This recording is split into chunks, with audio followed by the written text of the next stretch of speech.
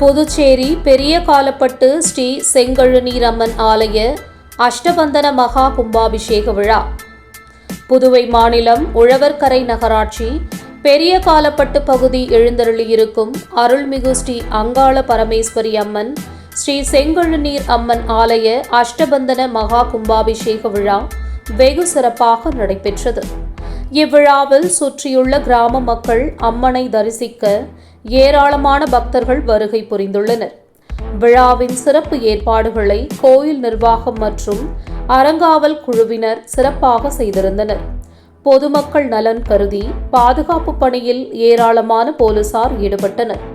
இந்நிகழ்ச்சிக்கு தொகுதியின் பாஜக சட்டமன்ற உறுப்பினர் கல்யாண சுந்தரம் கலந்து கொண்டு சாமி தரிசனம் செய்தார்.